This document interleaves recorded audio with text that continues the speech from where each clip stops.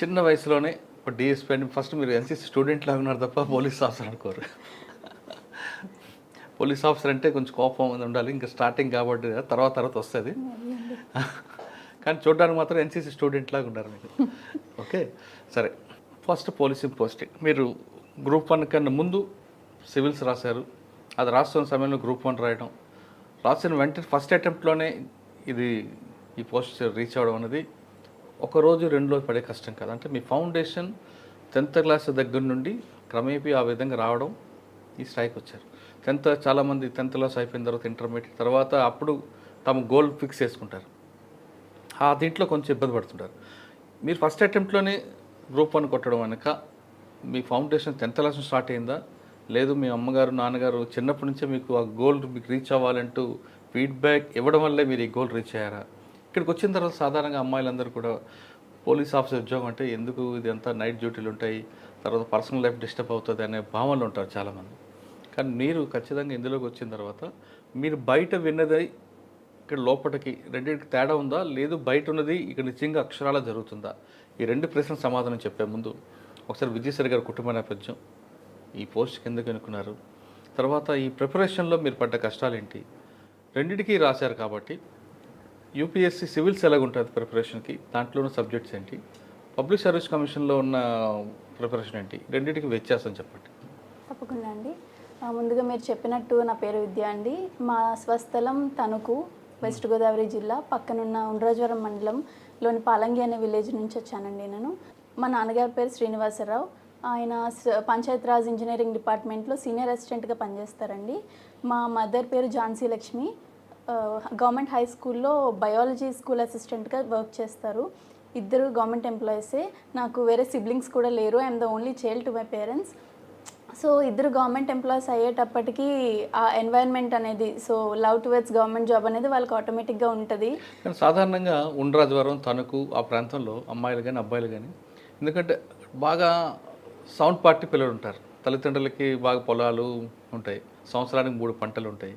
పిల్లలందరూ కూడా సినిమాల వైపు ఎక్కువ మక్కువ చూపిస్తుంటారు. ఆ ట్రెండెన్సీ ఎక్కువగా మీరు చెప్పిన ఉండ్రాజవరం, తణుకు, వేల్పూరు ఈ ప్రాంతాల్లో ఎక్కువ కనిపిస్తుంది. నిడదవోలు, తాడేపల్లిగూడెం. మీరు అటువైపు వెళ్ళకుండా చదువు వైపు ఎక్కువగా ఎందుకు ఫోకస్ చేశారు? లైక్ మూవీస్ కూడా చూస్తానండి, బట్ నాకు మూవీ ఎక్కువసేపు చూసినా కూడా నిద్ర వస్తుంది. I don't enjoy movies much. So movie అనేది నాకు కైండ్ ఆఫ్ ఎంటర్టైన్మెంట్. ఒక 5-6 అవర్స్ ఒక స్ట్రెచ్లో చదువుకుంటున్నప్పుడు ఒక half an hour or 15 minutes ఒక ఎంజాయ్మెంట్ బ్రేక్గా తీసుకుంటాను. ఎవరికన్నా యూట్యూబర్ ఏదో ఒకటి చూడాలనిపిస్తుంది, బట్ ఆ ఎంజాయ్మెంట్ని ఈ వర్క్ అసైన్డ్ వర్క్ పెరిగిన ఏ ప్రాంతం అంతా కూడా అటువంటి ప్రాంతం కనిపిస్తుంటుంది కదా, మీకు అందులో అటువైపు వెళ్ళాలనిపించలేదు? యాక్చువల్లీ ఆ చుట్టుపక్కల అట్లానే ఉంటుంది, బట్ నా ఇంట్లో నా ఎన్వైర్న్మెంట్ అయితే మదర్ టీచర్ అయ్యేటప్పటికి సో మోర్ టువర్డ్స్ ఎడ్యుకేషనే ఫోకస్ ఉండేది చిన్నప్పటి నుండి. మీరు పుట్టి పెరిగిన ఊరంతా కూడా ఆ ట్రెండీస్ ఎందుకు ఉంటుంది అంటే సినిమా షూటింగ్లు ఎక్కువ అవుతుంటాయి, ఎవరో ఒకరు సినిమాలకు వెళ్తుంటారు అనే ఆలోచనలు ఉంటారు కదా. అవునండి, బట్ స్టిల్ ఇంట్లో ఎన్వైర్న్మెంట్ మోర్ ఇంపాక్ట్ చేసింది నన్ను. ఎప్పుడు మీ ఊర్లో సినిమా షూటింగ్లు ఏమి జరిగాయి? ఏమున్నాయి? సో ఒంగోలు గీత అట్లాంటివి జరిగాయి, బట్ నాకు క్లియర్గా ఐడియా లేదు ఏ మూవీస్ ఏంటి అని. చిన్న రాయుడు చాలా సినిమాలు అయ్యాయి కదా, వెంకటేష్ బాగుంటుంది కదా ముగ్గురు కూడా మీది. బాగుంటుందండి చూడడానికి. కానీ అమ్మ నాన్న ఎక్కువ గవర్నమెంట్ ఎంప్లాయ్ కాబట్టి ఆ భావన అందులోకి వచ్చు, ఆ బాటలోకి. గుడ్. 10th ఎక్కడ చదివమ్మా? 10th వరకు తణుకులోనే చదువుకున్నానండి. కేకేఆర్ గౌతమ్ కాన్సెప్ట్ స్కూల్లో 10th వరకు చదివాను. దాని తర్వాత ఇంటర్మీడియట్ విజయవాడ శ్రీ చైతన్యకి వెళ్ళాను. బీటెక్ వచ్చేసి సత్యభామ యూనివర్సిటీ చెన్నైలో చేశాను.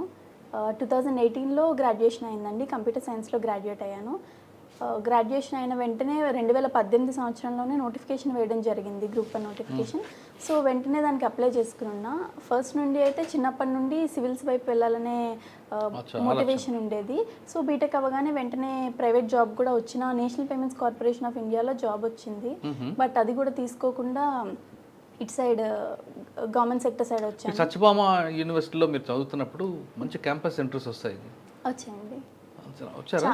చాలా క్యాంపస్లు వచ్చినాయండి, ప్రైవేట్ క్యాంపస్. అలాగే కాకుండా మోస్ట్ ప్రెస్టీజియస్గా తీసుకుంటారు మా కాలేజ్ వాళ్ళు. National payments corporation of India అనేది సెంట్రల్ గవర్నమెంట్ కిందకి వస్తుంది అనమాట. అది క్యాంపస్ రిక్రూట్మెంట్ చేస్తున్నప్పుడు దాంట్లో కూడా వచ్చింది. సో బట్ అది కూడా ఇంకా వెళ్ళొద్దు, జస్ట్ సివిల్స్కి వన్స్ జాబ్లోకి జాయిన్ అయిపోయాక ఈ మోటివేషన్ అనేది ఉండదు కదా, మళ్ళీ చదువులోకి బ్యాక్ టు స్టడీస్ రాలేము అనేసి ప్రిపరేషన్కి వచ్చేసాను డైరెక్ట్గా. వచ్చి రాగానే యూపీఎస్సీ ప్రిపేర్ అవుదామని చెప్పి స్టార్ట్ చేయగానే గ్రూప్ 1 నోటిఫికేషన్ పడింది. పడడంతో రెండు ప్యారలల్గా చదవడం మొదలుపెట్టాను. యూపీఎస్సీలో ఏం తీసుకున్నారు మెయిన్? యూపీఎస్సీలో సోషియాలజీ ఆప్షనల్ తీసుకున్నాను. సో మిగిలిన జనరల్ స్టడీస్ పేపర్స్ అన్నీ కామన్ ఉంటాయి ఏపీపీఎస్సీకి యూపీఎస్సీకి. బట్ ఏపీపీఎస్సీలో in addition to general studies AP syllabus స్పెసిఫిక్గా ఉంటుంది. ఏపీ సిలబస్ కూడా అడిషనల్గా చదవాల్సి ఉంటుంది. Economy or history or other సబ్జెక్ట్స్లో ఏపీ గురించి స్పెసిఫిక్గా చదువుకోవాలి. 2018 నుంచి మీరు ప్రిపేర్ అయ్యారు కదా, ఎన్ని గంటలు కష్టపడ్డారు? అంటే ఎగ్జామ్ ఎంత డిస్టెన్స్లో ఉన్నా, ఒక 6 monthsలో ఎగ్జామ్ ఉన్నా కూడా ప్రస్తుతం ఎప్పుడు మనం ఒక 7 to 8 hours కన్సిస్టెంట్గా చదవాలండి. లైక్ ఈ ఎగ్జామ్స్కి మోర్ ఏం ఇంపార్టెంట్ అంటే కన్సిస్టెన్సీ. ఒక 2 రోజులు చదివేసి ఇంకొక రోజు బ్రేక్ తీసుకొని, 4 రోజులు చదివి 2 రోజులు బ్రేక్ తీసుకునే కైండ్లో ఉంటే you will not be able to crack the exam అనేసి this is what toppers told in their interviews. అదే ఫాలో అయ్యాను. కన్సిస్టెంట్గా 7 to 8 hours అయితే చదివేదాన్ని ఎవ్రీడే. బట్ ఎగ్జామ్ అనేది దగ్గరకు వచ్చిన టైంలో స్ట్రెచ్ అనేది 14 to 15 hours కూడా వెళ్ళేది. అచ్చా, ఫస్ట్ మీరు 2018లో రాశారు, ఇది పెండింగ్ పడింది. మరి తర్వాత మీరు సివిల్స్ రాశారు కదా? రాశాను. అక్కడ ఎలా ఉందంటే మీరు కోర్స్ తీసుకున్నారు? సివిల్ నేను ఎక్కడ ఢిల్లీ వెళ్ళారా లేదా హైదరాబాద్లో ట్రైనింగా? లేదు, ఇప్పటిదాకా నేనైతే అసలు ఢిల్లీ వెళ్ళలేదు.